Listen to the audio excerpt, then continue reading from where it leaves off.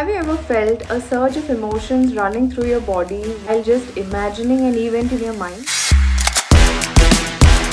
Hello everyone, I'm Nikita, your mental conditioning coach, and in today's video, we will be talking about how a vivid imagination can create sensations in your body like that event has actually happened. Stay tuned to know more about our body-mind connection and how you can utilize this to effectively reprogram your subconscious mind, visualizing what do you want to achieve in the coming year.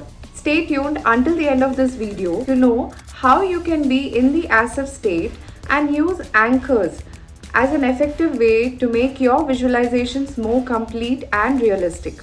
While I was listening to a song by one of my favorite singers, Adele, the lyrics of the song inspired me to do something that I have never dared to do before, something like bungee jumping.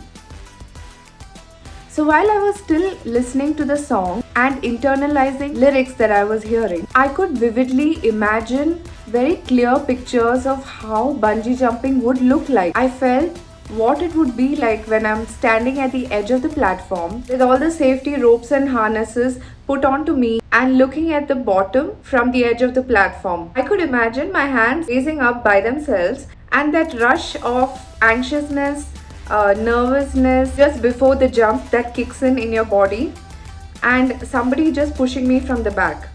Now, while I'm still just imagining what would happen and how things would happen, my body started reacting to those sensations. Like the insides of my palm and feet started to sweat, my heart was racing, I had goosebumps all over my body. I could clearly imagine how it would feel having that free fall from the end of the platform. So what had clearly happened here is that while I'm still imagining things, my body and my mind created a synaptic connection because of which I was able to embody a lot of elements that made me feel like I am in the as if state.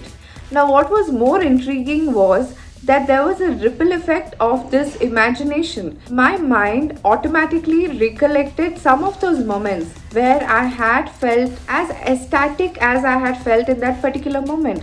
I was smiling, I was feeling joyful. I felt what freedom would feel like in that moment of my reality, though I was just imagining things. The key aspect here is that our brain cannot differentiate between vividly imagined events and an event that has actually happened in reality.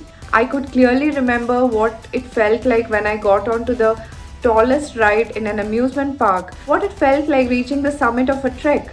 So our mind is automatically picking up those events where we have felt that ecstatic and connecting it to this event and making my body feel that this is what would be going on in my body. So just by imagining an event, my body was able to release those hormones, the dopamine, the endorphins, the oxytocin, the serotonin. So this is how our body is reacting to every event that is happening in our day-to-day lives, irrespective of us registering these events in our conscious mind. So there were two things that happened during this entire experience. First was my body and mind automatically got into the as if state, and while I was at the peak of my as if state, there was a ripple effect where my mind thought of previous experiences where I felt this elated. So those experiences formed as anchors. So while we continue to speak in many of our videos about anchors and the as if state, these are some of the primary aspects of the neuro-linguistic programming where you can rewire your subconscious mind by effectively utilizing these techniques to make your visualizations highly powerful. So as a quick summary, in this event, I had actively engaged my senses, that is visual, auditory and kinesthetic, to give you a very realistic experience.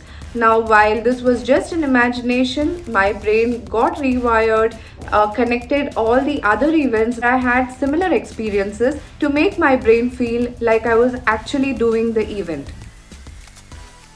While I'm sharing this about a more positive event that I had imagined, a similar experience would happen when we are going through a stressful situation as well. Our mind and body would not be able to differentiate if we are actually in a stressful situation or if the current event has been perceived as stressful by our mind and body. It will continue to release the stress hormones so that our body will be able to fight and overcome those stressful situations. So be very mindful of how you treat your body and mind, and do a quick mental check of how you feel after a positive thought and after a negative thought. You will be able to realize how your body and your mind react when you have a negative experience, and how at the end of it the stress hormones which are released are getting stored inside your body, especially on your liver, causing you further health conditions. Since our mind cannot differentiate if we are really in a place of danger, it will continue to release the stress hormones until and unless we mindfully come out of that situation and create positive experiences for ourselves. If you have liked the content of this video, please do share it among your friends and family to know how powerful our thoughts are and how our body and mind quickly react based on our conditioning. Thank you so much. Stay tuned for more.